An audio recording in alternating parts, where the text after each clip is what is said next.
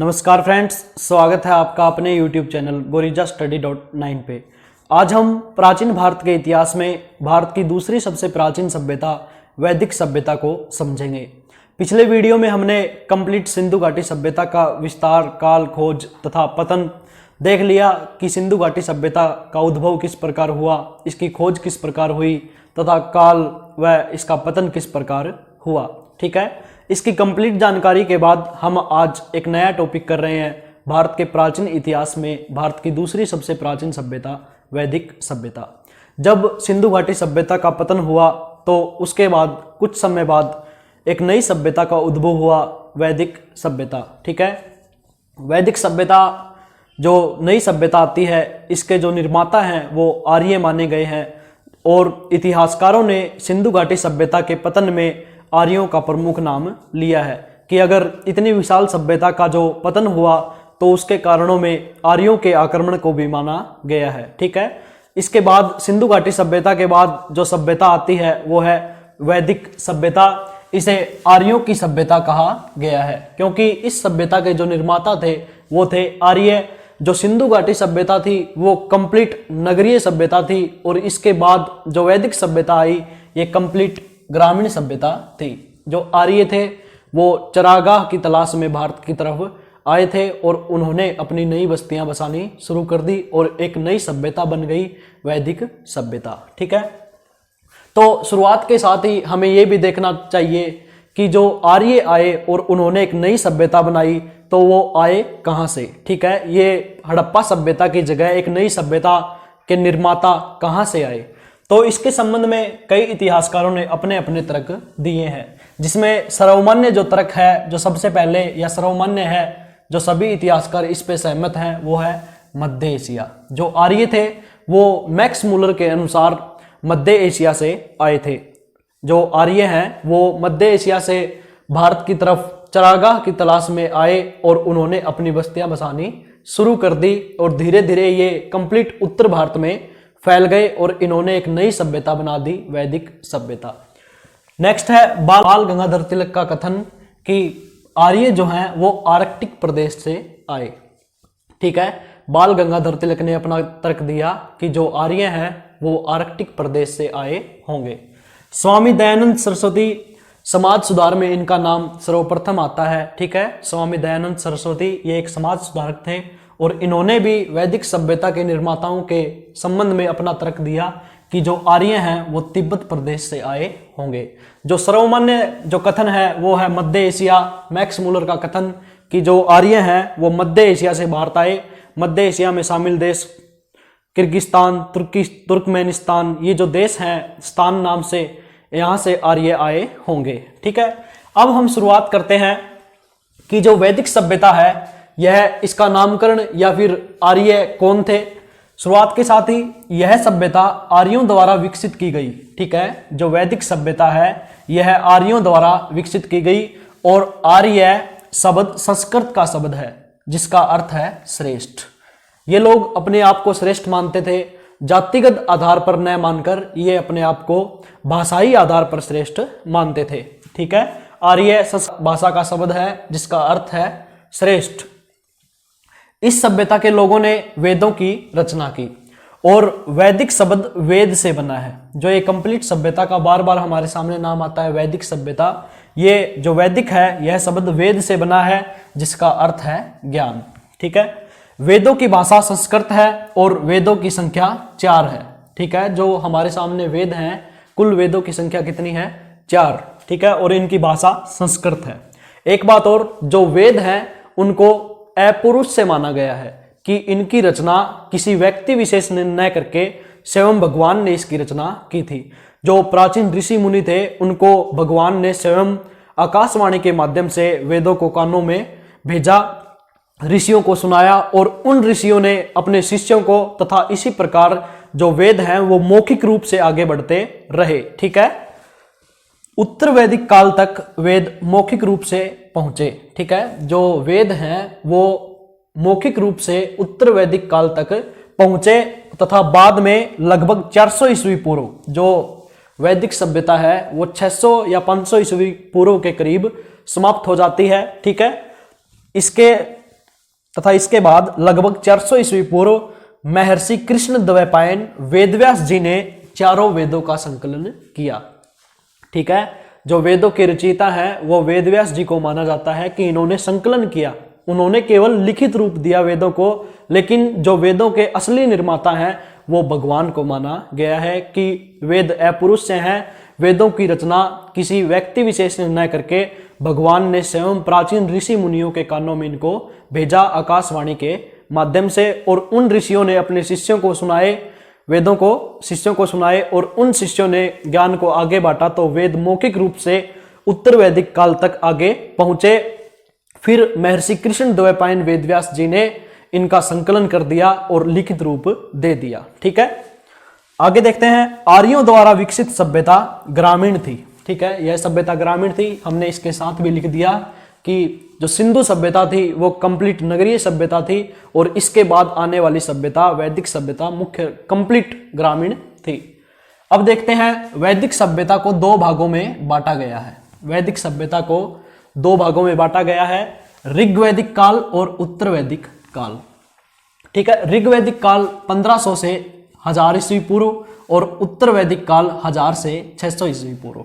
और ये जो कंप्लीट वैदिक सभ्यता है ये रही 1500 से 600 ईस्वी पूर्व। ठीक है, कंप्लीट वैदिक सभ्यता 1500 से 600 ईस्वी पूर्व तक रही, और इसको दो भागों में डिवाइड कर दिया, ऋग्वैदिक काल और उत्तर वैदिक काल। 1500 से 1000 ईस्वी पूर्व तक रहा ऋग्वैदिक काल, और उत्तर वैदिक काल 1000 से 600 ईस्वी पूर्व। इनको बांटने का आधार क्या है कि जो ऋग्वैदिक काल है इसके नाम से ही पता चलता है ऋग्वैदिक काल। वेदों की संख्या 4, और जो सबसे प्राचीन लिखित वेद है वो है ऋग्वेद। विश्व का सबसे प्राचीन लिखित जो ग्रंथ है वो है ऋग्वेद। ठीक है, इस काल की जानकारी केवल ऋग्वेद से मिलती है।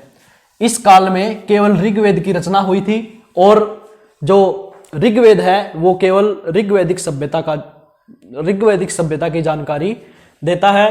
ठीक है, ऋग्वैदिक काल की जानकारी केवल ऋग्वेद से मिलती है, और इस काल में 1500 से 1000 ईस्वी पूर्व में केवल ऋग्वेद की रचना हुई थी।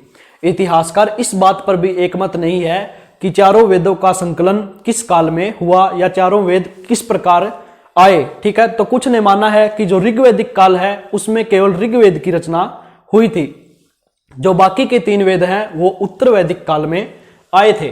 ठीक है, तो ऋग्वैदिक काल में, इस काल में केवल ऋग्वेद की रचना हुई थी, बाकी तीनों वेदों की रचना उत्तर वैदिक काल में हुई। जो वैदिक सभ्यता है इसको ऐतिहासिक काल में शामिल किया गया है। ऐतिहासिक काल, वैदिक सभ्यता को ऐतिहासिक काल में माना गया है, क्योंकि हमने शुरुआत में जब पाषाण काल कर रहे थे तब देखा कि इतिहास को 3 भागों में डिवाइड किया गया है अध्ययन की दृष्टि से। कौन कौन से? प्रागैतिहासिक काल, अध ऐतिहासिक काल और ऐतिहासिक काल। प्रागैतिहासिक काल वह काल जिस समय के हमें लिखित स्रोत प्राप्त नहीं होते, हमें केवल उस समय के पुरातात्विक स्रोतों पर निर्भर रहना पड़ता है। ठीक है, जिस समय के हमें लिखित स्रोत प्राप्त नहीं होते। और अध ऐतिहासिक काल इतिहास का वह समय जिस समय के लिखित स्रोत हमें प्राप्त तो होते हैं लेकिन उनकी लैंग्वेज हमें समझ नहीं आती। इसमें जो एग्जाम्पल था इसका सिंधु घाटी सभ्यता, क्योंकि सिंधु घाटी सभ्यता की लिपि को आज तक पढ़ने में हम असमर्थ हैं। और जो ऐतिहासिक काल होता है वह इतिहास का वह समय जिस समय के हमें लिखित ग्रंथ या लिखित साक्ष्य प्राप्त होते हैं और उनकी लैंग्वेज को हम समझने में समर्थ होते हैं। ठीक है, उनको हम पढ़ने में समर्थ हैं, उनकी जानकारी हम जो लिखित स्रोत है उनके माध्यम से ले सकते हैं, उसको कहा गया है ऐतिहासिक काल। जो वैदिक सभ्यता है यह ऐतिहासिक काल में मानी गई है। तो वैदिक सभ्यता को जानने के लिए हमारे पास पुरातात्विक स्रोत भी हैं और साहित्यिक स्रोत भी हैं। पुरातात्विक स्रोतों में एक अभिलेख का नाम आता है बोगाज-कोई अभिलेख। ठीक है, बोगाज-कोई अभिलेख मध्य एशिया से प्राप्त। इस अभिलेख में जो ये बोगाज-कोई का अभिलेख है यह 1400 ईस्वी पूर्व, जिस समय वैदिक सभ्यता प्रारंभिक दौर में पहुंची, उस समय का यह अभिलेख हमें मध्य एशिया से प्राप्त होता है। 1400 ईस्वी पूर्व के लगभग का यह अभिलेख इंद्र, वरुण और नास्त्य देवता का उल्लेख करता है। इस अभिलेख में इंद्र, वरुण और नास्ते देवता का उल्लेख हमें मिलता है। ठीक है, ये तो है पुरातात्विक स्रोत। और जो साहित्यिक स्रोत हैं वो है ऋग्वेद, सामवेद, यजुर्वेद और अथर्ववेद। साहित्यिक स्रोतों में वेदों के अलावा कुछ ब्राह्मण ग्रंथ, उपनिषद व आरण्यक की रचना हुई थी। इनकी रचना वेदों को समझने के लिए, ठीक है, ऋग्वेद, सामवेद, यजुर्वेद और अथर्ववेद को समझने के लिए कुछ ब्राह्मण ग्रंथों की रचना हुई। ठीक है, ये भी साहित्यिक स्रोतों में ही आते हैं। उपनिषद, आरण्यक, इनके जो ग्रंथ लिखे गए हैं इनके द्वारा भी हम वैदिक सभ्यता की जानकारी ले सकते हैं। अब हम साहित्यिक स्रोतों में ऋग्वेद, यजुर्वेद, सामवेद और अथर्ववेद को समझेंगे। ठीक है, वैदिक सभ्यता को समझने के लिए हमारे पास वैदिक साहित्य उपलब्ध है, जिसमें चारों वेद तथा उसके उपवेद तथा उनके बाद वेदों को समझने के लिए जो ब्राह्मण ग्रंथों की रचना हुई, आरण्यक, उपनिषद, जो भी हमें साहित्यिक स्रोत मिलते हैं इसके, उसके द्वारा हम वैदिक सभ्यता की जानकारी लेते हैं। ठीक है, साहित्यिक स्रोतों में सबसे पहले हमें 4 वेद प्राप्त होते हैं। वैदिक सभ्यता को जानने के लिए 4 वेद मिलते हैं हमें, जिसमें ऋग्वेद सबसे प्राचीन वेद है। जो ऋग्वेद है वो विश्व का सबसे प्राचीन लिखित ग्रंथ है। शुरुआत करते हैं। साहित्यिक स्रोत ऋग्वेद, विश्व का सबसे प्राचीन लिखित ग्रंथ। ठीक है, ऋग्वेद को विश्व का सबसे प्राचीन लिखित ग्रंथ माना गया है। ठीक है, इसकी भाषा पदात्मक है। ऋग्वेद की जो भाषा है वो है पदात्मक। अब ऋग्वेद के संबंध में जानकारी लेते हैं। ऋचाएं बोलते हैं मंत्रों को। ठीक है, मंत्रों के क्रमबद्ध ज्ञान को ऋग्वेद कहते हैं। ठीक है, ऋचाओं के क्रमबद्ध ज्ञान को ऋग्वेद कहते हैं। इसमें 10 मंडल, 1028 सूक्त, सूक्त बोलते हैं श्लोक को और मंडल बोलते हैं अध्याय को। ठीक है, 10 मंडल, 1028 सूक्त, 1028 श्लोक, 10,462 ऋचाएं। ऋग्वेद 10 मंडलों में विभक्त है, यानी ऋग्वेद में हमें 10 मंडल, 10 अध्याय मिलते हैं। ठीक है, जो ऋग्वेद के 2 से 7 तक के मंडल हैं वो है प्राचीन। ठीक है, उनकी जो रचना हुई थी वो शुरुआत में हुई थी। जब ऋग्वेद की रचना हुई, मान लो ये जो वैदिक साहित्य है इसको श्रुति बोलते हैं। श्रुति, ठीक है, श्रुति मीन्स होता है सुनना, क्योंकि जो वैदिक साहित्य है वो कंप्लीट मौखिक रूप से, मान लो सुनाने के माध्यम से आगे बढ़ता रहा। ठीक है, जो वैदिक साहित्य है वो ऋषि मुनियों ने अपने शिष्यों को सुनाया तथा ऋषि मुनियों को भगवान ने आकाशवाणी के माध्यम से सुनाया। ऋषियों ने शिष्यों को और शिष्यों ने आगे इस ज्ञान को अपने शिष्यों तक पहुंचाया। इस प्रकार जो वैदिक साहित्य है उसको श्रुति कहते हैं, क्योंकि सुनने के माध्यम से आगे बढ़ता रहा। ठीक है, जो ऋग्वेद का पहला और 10वां मंडल है ये बाद में जोड़ा गया। ठीक है, ऋग्वेद का पहला और 10वां मंडल बाद में जोड़ा गया, लेकिन 2 से 7 तक के जो मंडल हैं वो प्राचीन है। ठीक है, शुरू के जो मंडल हैं वो 2 से 7 तक के हैं और पहला और 10वां मंडल बाद में जोड़ा गया, या पहला और 10वां मंडल नवीनतम मंडल माना गया है। जो तृतीय मंडल है ऋग्वेद का, तृतीय मंडल, इसमें गायत्री मंत्र का उल्लेख मिलता है। क्वेश्चन आ जाता है कि ऋग्वेद के कौन से मंडल में गायत्री मंत्र का उल्लेख मिलता है, तो यह है तृतीय मंडल। ऋग्वेद के तीसरे मंडल में गायत्री मंत्र का उल्लेख मिलता है, जो सवित्री यानी सूर्य देवता को समर्पित है। आज भी जब घरों में कोई भी मान लो हवन करवाते हैं तो उसमें गायत्री मंत्र का जप होता है। ठीक है, वो किसको समर्पित है? सूर्य देवता को। ठीक है, सूर्य देवता को प्रसन्न करने के लिए घरों में जो हवन है वो करवाए जाते हैं और उसमें आपने देखा होगा कि गायत्री मंत्र का सबसे ज्यादा उच्चारण होता है। शुरुआत ही गायत्री मंत्र के साथ होती है। तो ऋग्वेद के तीसरे मंडल में गायत्री मंत्र का उल्लेख सावित्री यानी सूर्य देवता को समर्पित है। ऋग्वेद का जो 7वां मंडल है इसमें दशराग्य युद्ध का वर्णन मिलता है। ऋग्वेद के 7वें मंडल में दशराग्य युद्ध का वर्णन मिलता है, जो परुष्णी नदी यानी जो प्राचीन नाम है वो परुष्णी और जो आधुनिक नाम है वो रावी नदी के किनारे ये युद्ध लड़ा गया था, जो आर्यों और अनार्यों के बीच लड़ा गया। जो आर्य था वो राजा था सुदास। ठीक है, और 10 जन अन्य थे जो विरोधी थे, उनको बोला अनार्य। आर्य और अनार्यों के बीच दशराग्य युद्ध हुआ, जिसमें राजा सुदास तथा विरोधी 10 जन थे, जिसमें राजा सुदास विजयी रहा। तो ऋग्वेद के 7वें मंडल में दशराग्य युद्ध का वर्णन मिलता है, जो परुषणी प्राचीन नाम परुषणी और जो आधुनिक नाम है वो है रावी नदी के किनारे लड़ा गया राजा सुदास और अनार्यों के बीच, जिसमें राजा सुदास विजयी रहा। ऋग्वेद का जो 9वां मंडल है ये सोम देवता को समर्पित है। ठीक है, आपको पता होगा कि वैदिक साहित्य में जो आर्य थे वो सोम रस पीते थे। ठीक है, सोम रस वनस्पति से बना हुआ रस, वनस्पति पदार्थों से बना हुआ रस, सोम रस।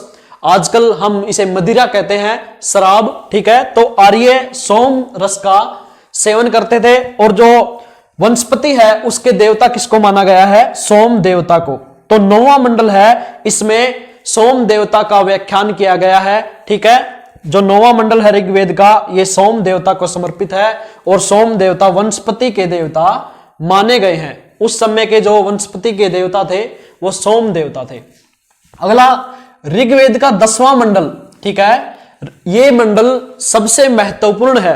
ठीक है, इसको स्टार मार्क कर लिया जाए, क्योंकि यहीं से समाज है उसमें अनेक परिवर्तन होते हैं। ठीक है, ऋग्वेद के 10वें मंडल में पुरुष सूक्त का उल्लेख मिलता है। ऋग्वेद के 10वें मंडल में पुरुष सूक्त का उल्लेख मिलता है, और पुरुष सूक्त के अनुसार इस समय 4 वर्णों का उदय होता है। ठीक है, पुरुष सूक्त में 4 वर्णों का उदय या 4 वर्णों का उल्लेख मिलता है, जिसमें पुरोहित, क्षत्रिय, वैश्य और शूद्र।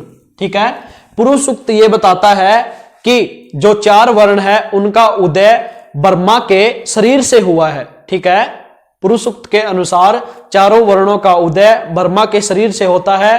ब्रह्मा के मुख से पुरोहित, भुजाओं से क्षत्रिय, जंघा से वैश्य और पैरों से शूद्र। ठीक है, यही से जो समाज में है वो छिन्न भिन्न का कार्य कहां से स्टार्ट होता है? ऋग्वेद के 10वें मंडल के उल्लेखित पुरुष सूक्त के अनुसार।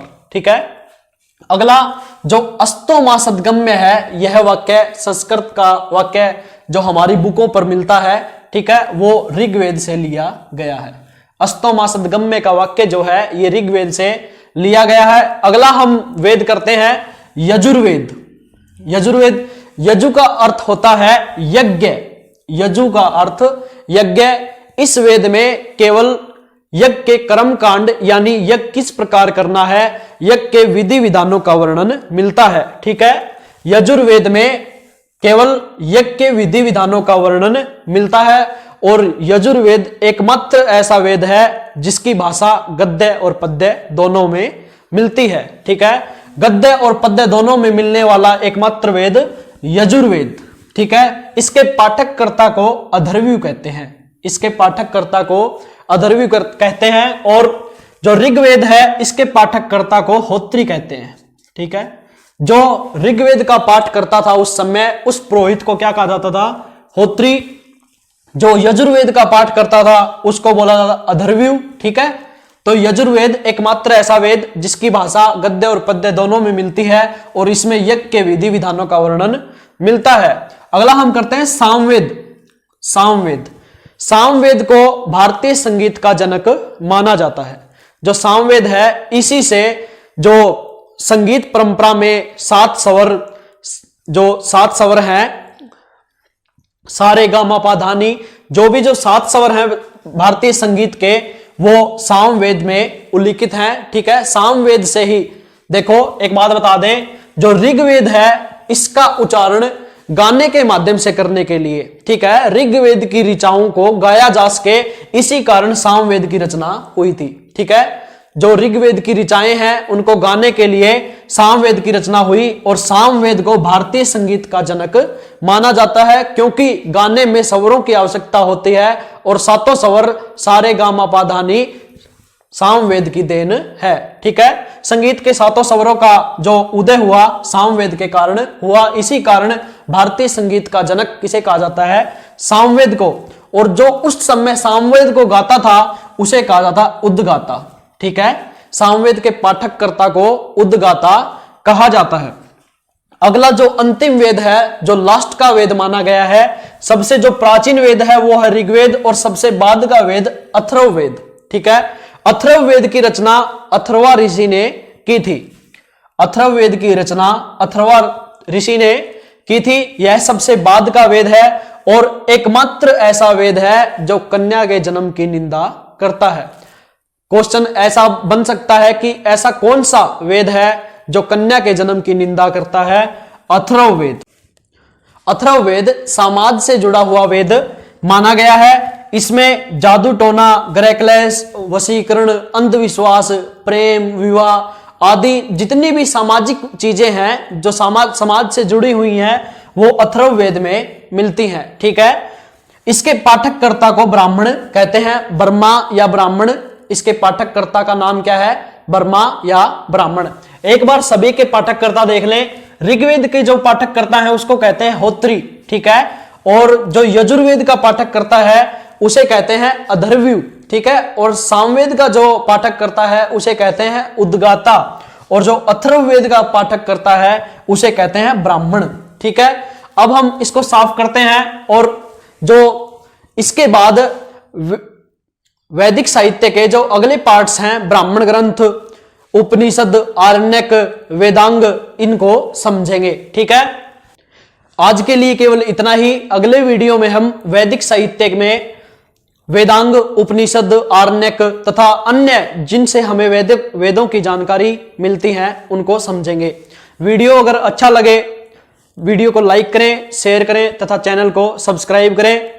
अगर आपको वीडियो में कोई मिस्टेक लगती है तो अपना कमेंट दें ताकि हम आगे से और सुधार कर सके। एक नई जानकारी के साथ फिर मिलेंगे gorijaststudy.9 पे। ठीक है, धन्यवाद।